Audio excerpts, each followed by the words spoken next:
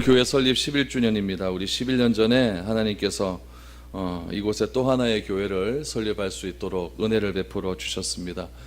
그때는 제가 이곳에 있지 않았습니다. 어떻게 교회가 설립되었는지 현장에서 직접적으로 듣지도 못했고 그렇게 한 몇 년간을 보냈습니다. 오늘이 제가 만 6년 전에 여기서 첫 설교한 그날입니다. 아시나요? 네, 그때 제가 작은 겨자씨의 꿈이라고 하는 제목으로 여러분들에게 설교를 했는데 오늘 그 설교 다시 하려다가 오늘 이거 설교본 바꿨습니다. 네. 처음으로 설교했던 그때 또 간접적으로 이 교회가 어떻게 세워졌는지 어떻게 지나온 과정들이 있었는지 그렇게 들었습니다. 간접적으로 들었던 그런 교회에 대한 이야기는 참 안타까운 마음들이 많이 있었습니다. 저의 마음도 그랬을 것인데 직접적으로 경험했던 우리 이 자리에 끝까지 남아있는 그런 몇 분의 집사님들 얼마나 그 마음이 아프고 힘드셨겠습니까? 그러나 하나님께서는 그것으로 이렇게 교회의 아픔을 두지 않으시고 또 우리 사랑하는 성도님들을 이곳에 보내어 주시어서 또 꼭 필요한 분들 한 사람 한 사람들을 이곳에 보내어 주시어서 오늘에 이르게 하신 것 같습니다. 그 은혜와 사랑이 참으로 감사한 것 같습니다. 교회는 여러분 날마다 이처럼 하나님의 은혜 가운데 거해야 되고 그 은혜를 실천할 수 있는 그런 모임이어야 됩니다. 왜냐하면 우리의 신앙과 믿음은 머물러 있는 것이 아니라 움직이는 역동성을 가지고 있기 때문에 그렇습니다. 나를 통해서 어떻게 해서든지 이 은혜가, 이 믿음이, 하나님이 주신 이 복음의 능력이 전파되고 움직일 수 있는 그런 역동력이 우리 가운데 나타나야 된다는 것입니다. 지난 한 몇 년 동안 하나님께서 그런 은혜를 우리에게 베풀어 주시어서 이렇게 한 걸음 한 걸음 다가오게 하셨습니다. 참 감사한 것은 무엇이냐면은 한꺼번에 하나님께서 10m, 20m, 막 100m 이렇게 달려가게 하신 것이 아니라 조금씩 한 걸음 한 걸음 그렇게 가게 하신 것이 너무나 감사합니다. 그래서 하나님께서 주신 그 귀한 과정과 또 그런 하나님이 주신 그런 복음의 능력을 우리 마음 가운데 잘 간직하셔서 앞으로 나아가는 또 1년, 2년의 과정들도 또 하나님께서 주신 은혜로 간증하며 나아갈 수 있는 그런 우리 교회가 되었으면 좋겠습니다. 우리 교회에 대한 본질적인 그런 마음들은 우리가 다 가지고 있어야 됩니다. 무엇이 교회인지 우리가 그것을 잘 알지 못하면은 굉장히 교회가 혼란에 빠질 수가 있습니다.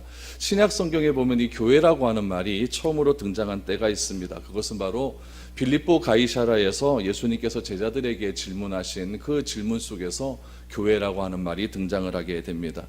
빌립보 가이사라라고 하는 것은 구약시대 때 바알 신전이 있었던 곳이었고 신약시대에 와서는 판이라고 하는 양의 신, 그러니까 양 목장의 신, 목동의 신입니다. 그 목동의 신의 신전이 있는 그런 곳이고 또 그 당시에 정치적인 세력의 그런 또 하나님, 그 하늘의 신이 이 땅에 내려와서 인간의 모습으로 현현했다고 하는 황제의 신전이 있는 그런 곳이 바로 이 가이사라 빌립보라고 하는 그런 지역입니다. 여러분 생각을 해보십시오. 판신전, 우리의 먹고 사는 문제를 해결해 주는 그런 신입니다.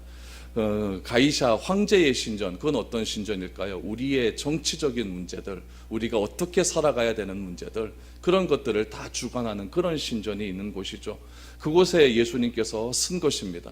어떻게 쓰셨느냐? 판신전과 로마의 황제의 신전을 등지고 썼습니다. 그러면은 제자들은 무엇을 보고 있냐면은 판신전과 로마의 황제 신전을 그대로 다 보고 있는 그런 장면이 묘사가 됩니다. 그런 곳에서 하나님 예수님께서 제자들에게 묻는 겁니다. 이 세상에서 사람들을 나 인자를 누구라고 하느냐라고 물었을 때에 제자들은 무엇이라고 이야기하냐면 더러는 엘리야, 더러는 세례 요한이라고 이야기합니다. 그냥 보편적인 대답이었어요. 그때 예수님께서 우리에게 묻습니다. 그럼 너희는 나를 누구라고 생각하느냐? 그때 베드로가 귀한 고백을 합니다. 우리가 다 아는 고백인데 주는 그리스도시요 살아계신 하나님의 아들입니다 라고 하는 고백을 하게 됩니다. 예수님은 이 고백을 한 베드로를 너무너무 칭찬하셨습니다. 그리고는 이 고백 위에 내 교회를 세우겠다, 내 반석이라고 하는 이름을 새롭게 주겠다라고 말씀을 하고 있습니다. 그곳에 가이사라 빌립보 지방에 예수님께서 제자들에게 물었던 그곳에 가면은 산등성이가 다 반석으로 이루어진 곳입니다. 순 돌산입니다. 이 단단한 돌과 같은 이런 단단한 곳에 내 교회를 세우겠다라고 말씀하십니다. 무슨 말입니까? 교회라고 하는 것은 건물이 아니라는 이야기예요. 교회는 무엇입니까? 어떤 기초 위에 세워져야 된다는 겁니까? 예수가 그리스도라고 하는 확실한 믿음 위에 세워져야 된다는 겁니다. 그러므로 이 교회라고 하는 것은 무엇이냐면은 예수가 그리스도라고 하는 그런 믿음을 더욱더 자라나게 하는 곳이 교회입니다. 예수가 그리스도라고 하는 그런 마음의 확신이 나에게 점점 그 시간이 지나감에 따라서 더욱더 확신으로 믿어지는 곳이 바로 이 교회라는 곳입니다. 어디서 예수가 그리스도라고 하는 것을 가르쳐 주겠습니까? 어디서 예수가 그리스도라는 것을 선언할 수가 있겠습니까? 바로 이 교회라고 하는 이 모임, 예수가 그리스도라고 하는 이 믿음의 모임, 아직은 잘 모르겠지만, 그런가 긴가 잘 모르겠지만은 그래도 내가 이곳에 나와서 예수가 그리스도라고 하는 그런 믿음을 확실하게 갖겠다고 마음먹은 사람들의 이 모임, 이곳이 바로 교회라는 겁니다. 그러므로 이 교회는 어느 곳에 모이든지 내가 예수를 그리스도라고 고백하는 그 사람이 모이는 곳은 다 교회가 되는 겁니다. 꼭 웅장한 건물이 있고 꼭 화려한 시스템이 있고 아름다운 그런 영상들이 있고 잘 가꾸어진 어떤 프로그램적인 그런 쇼와 같은 예배가 있는 곳, 그곳이 교회가 아니라 예수가 그리스도라고 모인 그곳이 바로 교회일 수 있다는 이야기입니다. 여러분들의 직장에서 예수를 그리스도라고 모이는 사람 단 2명이 모여서 커피 한 잔 마시면서 그리스도에 대한 이야기를 하면 바로 그곳이 교회가 되는 겁니다. 저는 누누이 말합니다. 그곳에 미래로 교회를 세우십시오. 내가 미래로 교회 성도라고 하면은 여러분의 직장에서 그런 교회를 세워가시기를 바랍니다.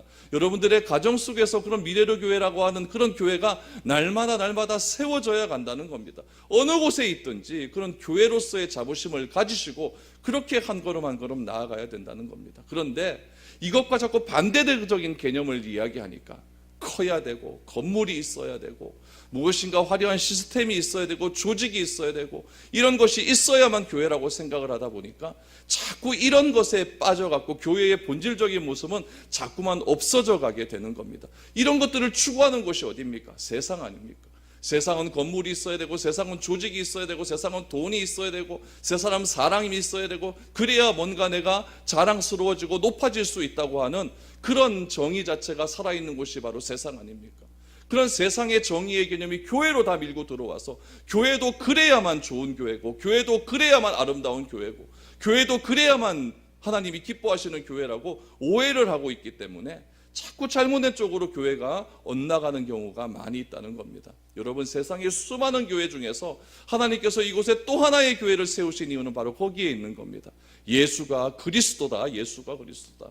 여러분, 한 사람 한 사람 입술 속에서 예수님은 당시 세례 요한이다, 예수님은 엘리야다, 이런 고백이 나오는 것이 아니라 내 삶 속에서 예수는 그리스도라고 하는 그런 확실한 고백, 예수가 그리스도라고 하는 고백이 무엇입니까? 예수는 나의 왕이고 예수는 나의 선지자이고 예수는 나의 제사장이라고 하는 것, 왕은 세상을 통치하는 거고 선지자는 하나님의 말씀을 선포하는 거고 제사장은 하나님께 예배드린다는 그런 모든 것을 예수님께서 주관하신다는 것, 삶의 모든 영역에서 영적인 부분, 정치적인 부분, 종교적인 부분에서 모든 역에서 나를 주관하신다는 것, 그것을 믿는 겁니다. 그것을 믿는 겁니다. 그것이 바로 교회라는 거예요.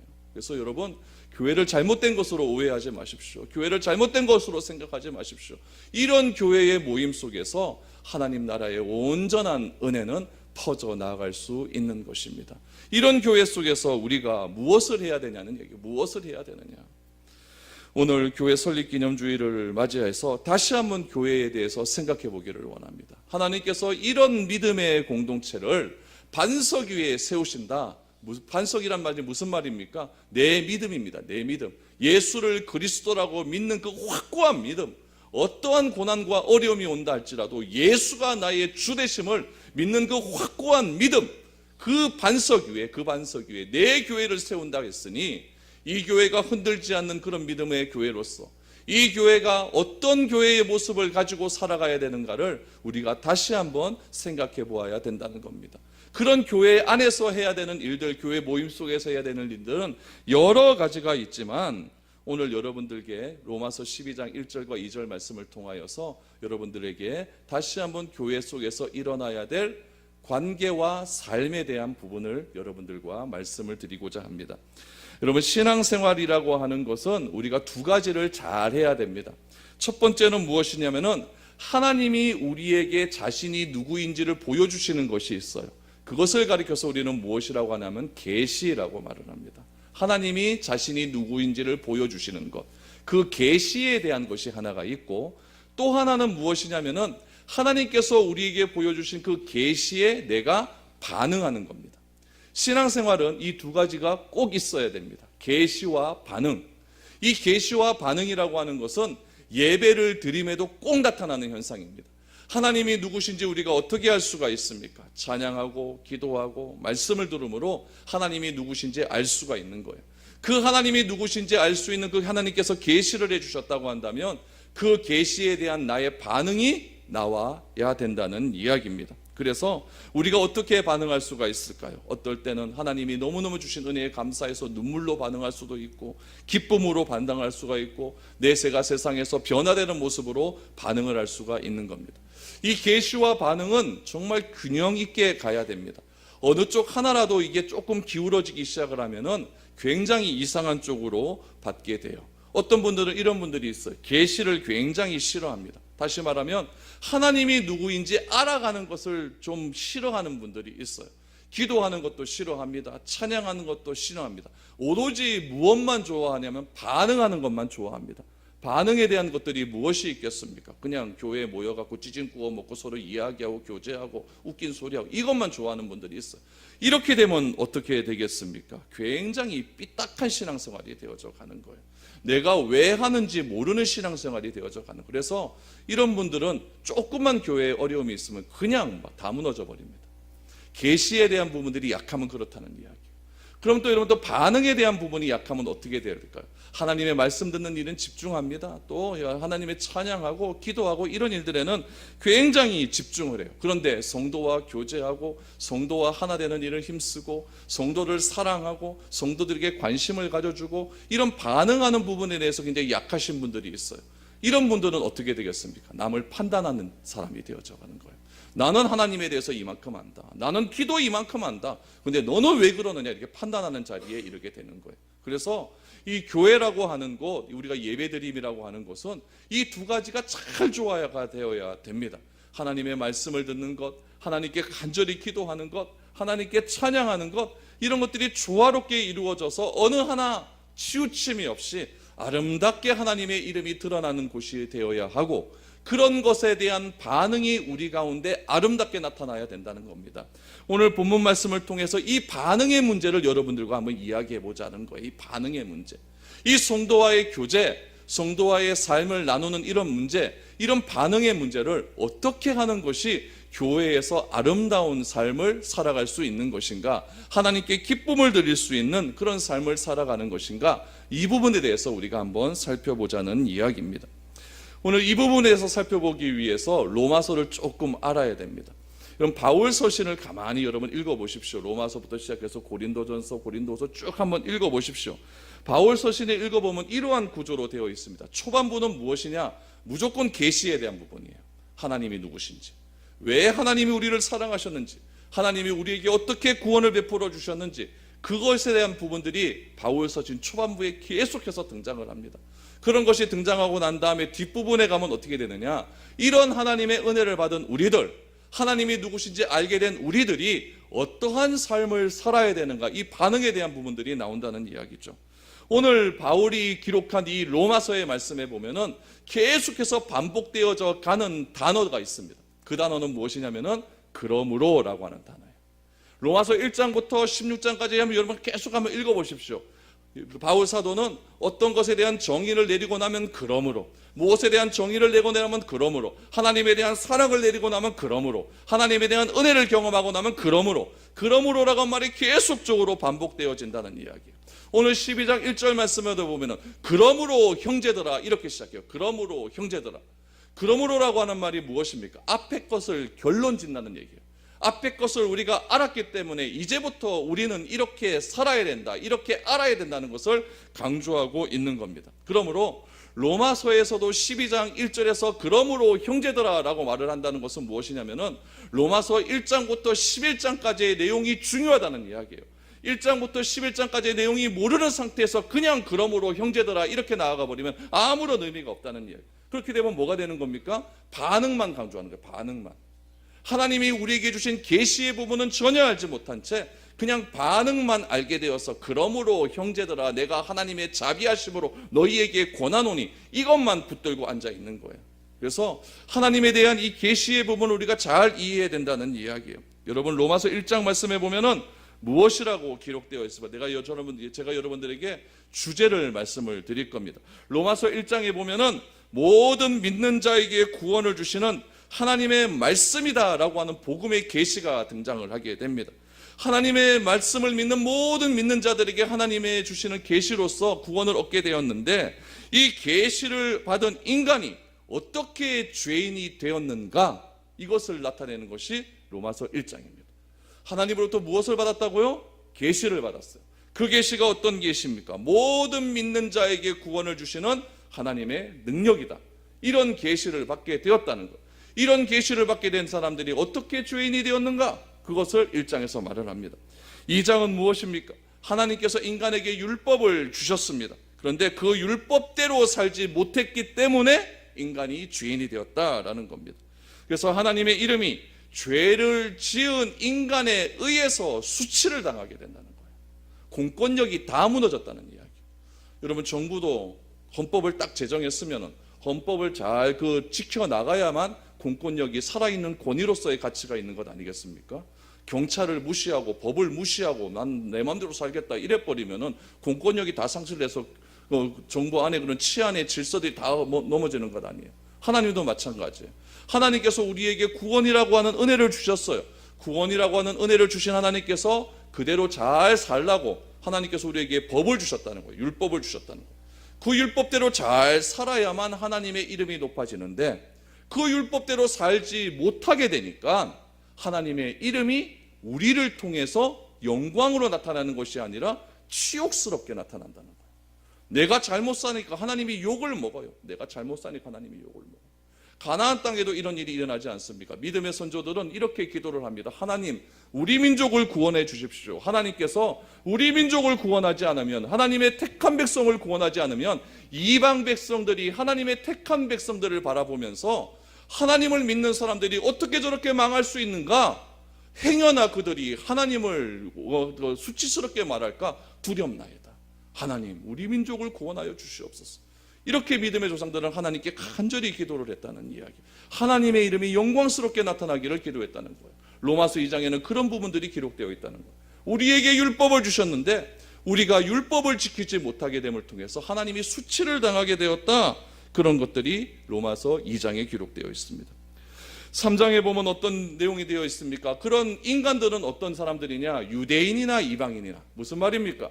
하나님의 말씀을 받은 유대인이나 그렇지 않은 이방인이나 다 하나님의 저주 아래 들어가게 되었다라는 겁니다. 그런데 율법 외에 또 다른 의가 나타나는 거예요. 율법 외에 또 다른 의. 그가 누구십니까? 예수님입니다. 그 예수님이 또 다른 의가 나타나서 우리를 위하여 화목 제물이 되어 주셨다. 이것이 3장입니다. 이것이 3장입니다. 그래서 하나님께서 예수님을 이 땅에 보내어 주심으로 또 다른 의를 보내어 주심으로 그가 십자가에 못 박혀 죽으심으로 화목 제물이 되어 주셨다. 이것을 무엇이라고 이야기하느냐? 거룩한 사건이다 라고 로마서 3장은 이야기합니다. 4장에 보면 무엇이라고 나옵니까? 이렇게 하나님께서 우리를 위하여 예수님을 보내어 주심으로 그 예수님을 통하여 우리가 거룩하게 되었는데 그렇게 된 사람의 예가 나옵니다. 그가 누굴까요? 아브라함입니다. 아브라함의 예가 등장을 합니다. 그래서 아브라함이 하나님으로부터 의롭다라고 인정을 받은 것은 율법이 오기 전이라는 이야기예요. 그러므로 우리가 의로워질 수 있는 것은 율법을 행하기 때문에 의로워진 것이 아니라 전적인 하나님의 은혜다. 전적인 하나님의 은혜다라는 것을 강조하고 있는 것이죠. 5장에 보면 무엇이 나옵니까? 우리가 원수 되었을 때에 하나님께서 그의 아들을 우리에게 주심으로 하나님께서 우리에 대한 자기의 사랑을 확증해 주셨다고 하는 놀라운 선언이 등장을 합니다. 그러므로 첫 번째 아담으로 시작된 죄, 우리의 인류의 조상인 첫 번째 아담으로 시작된 이 죄가 모든 사람에게 퍼지게 되었는데 두 번째 아담이 누구일까요? 예수님이십니다. 예수님의 순종하심을 통하여서 우리에게 새로운 생명이 들어오게 되었다. 첫 번째 아담은 실패함으로 죽음이 들어오게 되는데 두 번째 아담은 순종하심으로 우리에게 생명을 주시게 되었다라고 하는 것들이 5장에 기록되어 있습니다. 그러면은 그런 의로움을 받은 우리가 무엇을 해야 되느냐? 6장에 보니까 세례를 받아야 된다는 거예요. 세례라고 하는 것은 무엇이냐? 우리가 세례를 받을 때 그와 더불어 죽고 그와 더불어 살아난다는 것을 하나님과 교회와 성도들 앞에서 공언하는 자리입니다. 세례는 그런 거예요. 그래서 내가 그리스도와 함께 세례를 받음으로 그리스도의 죽음에 연합한 자가 되었다는 것을 믿게 되면 나도 살아난다는 거예요. 예수님의 십자가의 죽음이 나의 죄와 관련되어 있다는 것을 믿으면 부활의 때에 나도 부활의 생명을 얻게 된다는 것이 6장의 내용입니다. 그래서 6장에 보니까 우리는 전에는 죄의 종이었지만은 이제는 하나님의 의의 종이 되었다라고 선언을 하고 있습니다. 그럼에도 불구하고 내 안에 하나님을 사랑하고 하나님을 믿는 마음으로 이렇게 충만해져야 되는데 새로운 의가 들어왔기 때문에 하나님께서 우리를 위한 화목제물이 되어주셨기 때문에 충만해져야 되는데 내 안에서는 하나님이 원하시는 것을 행하지 않고 자꾸 안 좋은 것만 행하게 된다. 안 좋은 것만 행하게 된다. 이렇게 바울의 실존적인 고민이 등장하는 것이 7장입니다. 실존적인 고민이 등장하는 거예요. 우리도 그렇잖아요. 하나님의 말씀을 들으면은 하나님의 말씀대로 살겠다 결단하는데 막상 보면은 그대로 안 살잖아요. 그러니까 막 나는 왜 이런가? 하나님이 나는 싫어하신가 봐? 이렇게 생각하는 바울의 실존적인 고민이 7장에서 드러납니다. 그 7장 마지막에는 이런 삶의 현실 앞에서 논리적으로 도저히 해결될 수 없는 이런 현실 앞에서 무엇이라고 이야기하냐면은 내가 원하는 것을 행하지 않고 원치 않은 것만 행하는 오호라 나는 곤고한 사람이로다 라고 하는 바울의 절망적인 탄식이 나옵니다. 그래서 8장 말씀에 보면은 이런 탄식 속에서 바울이 그제서 깨닫는 것이 있습니다. 8장 처음 시작할 때 그러므로 이제 그리스도 예수 안에 있는 자들에게는 결코 정죄함이 없나니 하나님의 생명의 성령의 법이 나를 죄와 사망의 법에서 해방시켰다 라고 하는 선언이 터져 나오게 되는 것입니다. 생명의 성령의 법이 내 안에 임하기 때문에 하나님의 생명의 성령의 법이 내 안에 임하기 때문에 나는 해방이 되었다. 그래서 바울이 이런 고백을 하지 않습니까? 하나님이 우리를 미리 아시고 미리 우리를 정하시고 선택, 정한 우리를 부르시고 소명, 부르신 우리를 의롭다 하시고 칭의, 의롭다 하신 우리를 영화롭게 하셨다. 영화의 사건이 등장을 하게 되는 겁니다. 이런 하나님의 놀라운 은혜가 있다는 이야기. 어디에요? 로마서에 있다는 이야기. 로마서 1장부터 8장까지의 그런 내용이 가득 차 있다는 이야기예요. 하나님께서 우리를 이렇게 하셨기 때문에 이렇게 예정하시고 선택하시고 부르시고 우리를 의롭다라고 인정해 주시고 우리를 성화의 길로 인도해 주시고 우리를 영화롭게 하셨기 때문에 그러므로 형제들아 우리는 어떠한 삶을 살아야겠느냐 이 얘기예요. 그러므로 형제들아. 여러분 1절 말씀을 다시 한번 보시기 바랍니다. 같이 한번 읽어보겠습니다. 시작. 그러므로 형제들아 내가 하나님의 모든 자비하심으로 너희를 권하노니 너희 몸을 하나님이 기뻐하시는 거룩한 산제물로 드리라. 이는 너희가 드릴 영적 예배니라. 아멘. 그러므로 형제들아가 이래서 나온 겁니다. 그냥 나온 것이 아니라 하나님이 우리를 정하셨다는 거예요. 하나님이 우리를 얼마나 사랑하셨는지, 하나님이 우리를 얼마나 귀하게 보시는지, 하나님이 우리를 얼마나 소중한 존재로 보시는지 이렇게 다 구하고 난 다음에 바울이 이제 반응을 보이는 거면 그러므로 형제들아. 어떤 사람들은 형제들아 라고 말을 하니까 뭐라고 이야기하냐면 이거 나하고 피도 안 섞였는데 무슨 형제냐 이렇게 얘기하고, 어떤 사람들은 형제들아 그러면 나 그 말 제일 막 오글거린다 이렇게 말하는 사람도 있어요. 그러나 여러분 그러므로 형제들아 라고 하는 것은 어떤 의미를 가지고 있냐면은 1장부터 8장까지의 모든 내용들을 함축하고 그 내용들을 경험한 사람들입니다. 그런 사람들을 그러므로 형제들아 라고 부르는 겁니다. 그러므로 형제들아. 그렇다면 이 하나님께서 주신 이 놀라운 은혜를 경험한 사람을 그러므로 형제들아 라고 했는데 그 하나님을 어떻게 표현하고 있을까요? 1절 말씀해 보니까 그러므로 형제들아 내가 하나님의 모든 자비하심으로, 1절에서부터 8장까지의 하신 모든 하나님의 행위를 한마디로 표현을 합니다. 그것이 무엇입니까? 하나님의 자비하심이란, 하나님의 자비하심. 그래서 하나님의 자비하심이란 1장부터 8장까지의 내용을 믿는 자들입니다. 그래서 바울은 이야기합니다. 그러므로 형제들아, 내가 하나님의 자비하심으로 너희에게 권하노니. 그러니까 바울이 로마 교회에 있는 형제들에게 권하는 내용은 무엇이냐면은 하나님께서 주신 마음을 나는 믿고 있다는 거예요. 그 믿는 그 마음, 하나님의 마음은 그대로 내가 너희들을 권하고 있다라고 이야기하고 있는 겁니다. 하나님께서는 그의 은혜에 참여한 자들, 이렇게 하나님의 자비하심을 통하여서 그의 은혜에 참여한 자들은 더 이상 하나님을 두려워하는 종의 영을 받는 것이 아니라 하나님을 아빠, 아버지라 부를 수 있는 자녀의 영을 받게 되었다라고 말씀을 해 주시는 겁니다. 그것이 바로 하나님이 우리에게 주신 모든 자비하심이라는 겁니다. 하나님의 자비하심으로 인해서 바울은 로마 교회에 있는 모든 성도들을 향하여 그러므로 형제들아 라고 말할 수 있는 겁니다. 옆 사람 보십시오. 옆 사람이 바로 그러므로 형제들입니다. 그러므로 형제들. 그 형제는 어떤 형제입니까? 하나님의 자비하심을 경험한 형제들입니다. 그래, 귀합니까? 안 귀합니까? 이거 귀한 거예요. 귀한 거예요. 하나님의 이런 모든 자비하심을 경험한 사람들, 모임이 교회니까 너무너무 귀하다는 이야기예요. 그래서 이 그러므로라고 하는 단어, 형제라고 하는 이 단어, 이 두 가지에는요, 로마서 1장부터 8장까지 하나님의 모든 사랑이 함축적으로 들어가 있는 그런 귀한 말이라는 이야기예요. 그래서 그러므로 형제들아를 내가 읽어갈 때에 하나님께서 우리에게 허락하신 이 놀라운 복음의 무게를 느낄 수 있어야 됩니다. 하나님께서 나를 형제라고 불러주시고 자매라 불러주시고 자녀라고 불러주신 것에 대한 하나님의 놀라운 사랑의 무게를 내가 느낄 수 있어야 되는 겁니다.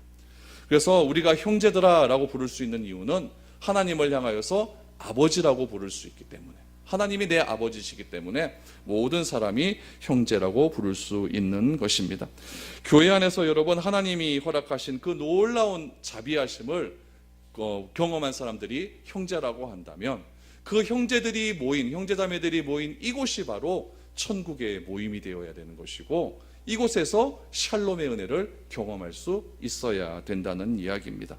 그래서 나의 나 된 것이 다 하나님의 은혜고, 내 옆에 분이 형제가 되는 것도 무엇이다? 하나님의 은혜이고, 우리 안에서 관계로 인한 어려움도 있었지만 그 관계로 인한 어려움들을 해방하셔서 하나님께서 우리에게 사랑으로 하나 될 수 있는 것을 주신 것도 하나님의 은혜라고 하는 사실을 우리가 깨달아야 하는 겁니다. 그러므로 바울이 말한 그러므로 형제들아, 하나님의 자비하심으로 형제된 우리에게 권할 것이 있다라고 말을 합니다. 그렇다면은 바울이 하나님의 마음을 가지고, 하나님의 자비하신 마음을 가지고, 하나님의 동일한 마음을 가지고 한 번도 보지 못했던 로마에 있는 교회 성도들에게 권면한 것이 과연 무엇인가? 딱 두 가지가 있습니다. 첫 번째는 무엇이냐면은 산 제물이 되어라. 산 제물이 되어라. 여러분, 제물이라고 하는 것은요, 죽는 것을 전제합니다. 그렇죠? 제물은 죽어야 됩니다. 하나님 앞에 죽음으로 들어졌다라고 하는 것은 우리의 범죄함 때문에 하나님과 나와의 관계가 다 깨어졌다는 이야기예요. 그래서 이 깨어진 관계를 회복하기 위해서는 뭔가 희생하는 대가가 있어야 된다는 이야기입니다. 그래서 구약시대에는 내가 죽어야 될 그 대가를 누가 죽었습니까? 짐승이 죽었습니다. 그 짐승을 죄인된 우리가 가지고 나갑니다. 그런데 이 짐승은 어떤 짐승이냐면 온전한 짐승이에요. 온전한 짐승. 구약에서 이 온전하다라고 하는 말은 예배를 드릴 수 있다라고 하는 표현이에요. 구약에서는 장애를 가지고 있거나 병이 있는 사람들은 하나님께 나아가지를 못했습니다. 이방인도 나아가지 못했죠. 그래서 예수님께서 병자를 고치고 난 다음에 내 죄 사함을 받았느니라라고 하는 선언을 하는 순간 그는 제단으로 나아가게 되는 겁니다. 그래서 사도행전에도 보니까 성전 미문에 앉아있는 안전뱅이를 일으킨 다음에 안전뱅이가 제일 먼저 한 일은 무엇이냐면 동네로 가서 내 자랑한 것이 아니라 성전으로 뛰어들어가서 기뻐 찬양했다고 하는 것은 무엇이냐면 내가 이제 온전한 사람이 되었다라는 뜻이에요. 하나님께 내 죄를 대신하여 죽을 제물을 가져간다는 것은 온전한 제물을 가져가야 되는 거예요. 그 온전한 제물은 내가 새끼를 받은 제물입니다. 그 재물의 어미가 새끼를 낳을 때 내가 받는 거예요. 그래서 이거는 내 재물이다라고 하기 때문에 금이야 오기야 온전하게 잘 키워야 됩니다. 그 재물을 들고 어디로 가는 겁니까? 7월 10일이 되거나 또 내가 무슨 죄를 속죄할 일이 있으면 성전으로 나아가는 겁니다. 그럼 성전으로 가서 이 재물을 어떻게 해야 되겠습니까? 내 죄가 얘한테 넘어가야 되잖아요. 그럼 내가 안수를 합니다. 딱 이렇게 안수를 해요. 양을 갖고 와서 양에게 딱 안수를 해요. 하나님, 내 죄 때문에 이 양이 죽습니다. 하나님 도와주십시오. 용서해 주십시오. 그럼 내 죄가 이 양에게 넘어갑니다. 이걸 뭐라고 그러냐면 전가라 그럽니다. 전가라 그럽니다. 내 죄가 일로 전가되었다라고 말을 합니다. 그럼 이 양을 누가 죽이겠습니까? 내가 죽입니다. 양을 제사장이 죽인 게 아니라 내가 죽여야 돼요. 내가 키웠던 그 양을 내가 죽이는 겁니다. 배를 가르고 껍질을 벗기고 안에 있는 모든 것들을 다 드러내서 내가 죽입니다. 그럼 피가 나오지 않습니까? 그럼 그 피를 누가 받냐면은 제사장이 받습니다. 그 받은 피를 제사장이 성전 기물에다가 이렇게 바릅니다. 바른다는 것은 깨끗하게 되었다라고 하는 이야기죠. 그러면 이 사람은 어떻게 하냐면 그 고기를 깨끗하게 씻습니다. 이제 씻어요. 씻고 난 다음에 그 고기를 제사장이 제단 위에 딱 올려놓는 거예요. 그러면은 제사장이 그거를 딱 태웁니다. 그럼 그 안에서 나왔던 그런 모든 내장과 그런 모든 것들은 누가 씻냐면은 그 죄 때문에 제사를 드려온 그 사람이 그런 모든 것들을 다 씻으면서 뒷정리를 다 하는 거예요. 그럼 여러분 가장 고귀하고 폼나는 건 누가 다 합니까? 제사장이 다 해요. 힘든 건 누가 합니까? 죄 지은 내가 다 하는 거예요. 그렇게 하는 겁니다. 그렇게 해서 결국 나 대신 죽은 그 제물과 나는 무엇이 되냐면은 하나가 되는 거예요. 하나가 되는 거예요. 내가 죽어야 할 일을 누가 죽는 겁니까? 짐승이 다 죽는 거예요. 그럼 여러분 얼마나 가슴 아프고 피눈물 나는 일이겠습니까? 내가 키운 새끼인데요. 내가 온전하게 키운 그 새끼인데요. 이 일을 통해 내 죄가 짐승에게 전가되어 가는 겁니다. 여러분 이 제사는요, 구약의 첫 번째 제사였던 아벨의 제사 때부터 구약에 있었던 수많은 선지자들, 수많은 사람들이 드려진 모든 제사에 동일하게 적용이 되어지는 그런 제사였습니다. 그런데 구약 시대에 드렸던 이런 짐승의 모든 제사가 유효하기 위해서는 어떤 제사가 있어야 되냐? 완전한 제사가 있어야 돼요. 구약 때 드려진 제사는 다 불완전한 제사입니다. 1년 동안 내가 지은 죄를 그 다음에 또 회개해야 됩니까? 안 해야 됩니까? 또 해야 돼요. 계속적으로 반복적으로 양을 죽이고 소를 죽여야 되기 때문에 불완전한 제사여야 돼요. 그러나 그 제사가, 불완전한 제사가 십자가에 달리신 예수 그리스도의 완전한 제사를 통하여 구약의 제사가 완전한 제사로 변화가 되는 거예요. 아멘? 이것이 놀라운 은혜예요. 만약에 십자가의 제사가 없었다고 한다면 구약의 제사는 아무런 의미가 없습니다. 그러나 이 십자가의 제사가 완전한 제사로서 우리에게 드러나 주셨기 때문에 구약의 제사가 의미가 있게 되어지는 거예요. 그러므로 이 구약의 제사는 누구를 표방하는 겁니까? 십자가의 제사의 작은 모습이라고 볼 수가 있는 거예요. 그 십자가의 제사를 그림자로 보여주는 것이 구약 시대 때 실었던 모든 짐승의 제사입니다. 그 그림자로 보여줬던 희미한 그런 제사가 예수님의 골고다 언덕의 십자가를 통하여서 뚜렷하게 나타나게 되어진 거예요. 아멘. 그것이 우리의 은혜예요. 그렇다면은 우리는 그 은혜를 경험했기 때문에 더 이상 예배당에 올 때 제물 가지고 오지 않습니다. 그냥 우리 몸이 오는 거예요. 우리 몸이 와서 어떻게 해야 되느냐? 내가 죽어야 되는데 내 죽어야 될 나를 누가 대신해서 죽어주셨습니까? 예수님이 죽어주셨기 때문에 나는 살아있는 존재가 되어지는 거예요. 그래서 산 제물이 되었다라고 하는 것은 무엇이냐면은 내가 죽어야 되는 존재이지만은 누가 나를 대신하여 죽어주셨습니까? 예수님이 대신하여 죽어주셨으니까 나는 살아있는 자가 된 것이에요. 그럼 살아있는 제물된 내가 반응을 어디서 보여야 되겠습니까? 세상에서 보이라는 얘기예요. 세상에서 보이라는 얘기예요. 그것을 가리켜서 오늘 로마서 12장 1절에서 보니까 영적 예배다라고 말을 합니다. 이 영적 예배를 다른 번역, 영어 번역에 보니까 로지컬 서비스라고 합니다. 로지컬 서비스. 합리적인 예배다라고 말합니다. 합리적인 예배다. 그렇기 때문에 내가 이 땅에서 산제물로 드려져서 보여질 반응은 무엇이냐? 반응은 무엇이냐면 바로 내 삶을 통해서 드려지는 합리적이고 합당한 예배가 나가야 된다는 거예요. 그 합리적이고 합당한 예배가 어디서 나가야 된다고요? 세상에서 나가야 된다는 거예요. 이 자리에서 드려지는 예배는 무엇을 통해서 드러날 수가 있습니까? 십자가의 예수님의 사건을 통해서 내가 다 계시되어지는 거예요. 하나님이 주신 계시로서 내가 여기서 받는 거예요. 그 받은 계시로서 내가 산제물이 되었으니까, 살아있으니까, 제물로 살아있으니까 그 살아있는 모습을 어디에서 드러내냐면은 세상 속에서 드러내라는 이야기입니다. 다시 말하면 세상 속에서 드러내어서 내가 합리적인 예배를 드림을 통해 나를 통해 하나님이 드러나신다고 한다면 그 드러나는 일을 그대로 교회에 가져와서 성도들과 나누라는 이야기예요. 그것이 반응입니다. 그런 의미에서 우리 요즘 하고 있는 이 소그룹은 굉장히 귀한 거예요. 귀한 거예요. 반응을 보이는 일이기 때문에 여러분들도 우리 여성분들도 부엌에서 반응을 보이십시오. 그렇죠? 합리적인 예배를 드리십시오. 합리적인 예배를 드리는 통해서 내가 나를 통하여 하나님이 어떻게 드러나셨는지, 우리 남자분들도 여기 앉아서 합리적인 예배를 통해서 내가 어떻게 드러났는지 서로 나누시는 것이 중요한 겁니다. 그래서 식사하고 그 한 시간이 귀하다 안 귀하다? 귀한 거예요. 귀한 거예요. 그것이 바로 산제물이 되어야 된다라고 하는 의미가 담겨져 있는 겁니다. 바울은 이것을 로마 교회 성도들과 오늘 설립 11주년을 맞이하는 우리 교회들에게 이렇게 표현하고 있는 겁니다. 형제들아, 형제들아, 함께 삶을 나누라라고 말을 하는 거죠. 바울이 두 번째로 권하고 싶은 것은 무엇이었냐면 분별하는 삶입니다. 분별하는 삶. 2절을 보십시오. 너희는 이 세대를 본받지 말고 오직 마음을 새롭게 함으로 변화를 받아 하나님의 선하시고 기뻐하시고 온전하신 뜻이 무엇인지 분별하도록 하라. 우리 몸을 어떤 제물로 드리라고요? 산제물로 드려야 돼요. 근데 그 산제물, 합리적인 예배, 영적인 예배를 드리는 것이 하나님에 대한 반응이라고 말씀을 드렸습니다. 그렇다면 그 반응이 나타나는 곳이 어디라고요? 세상이라고 했어요.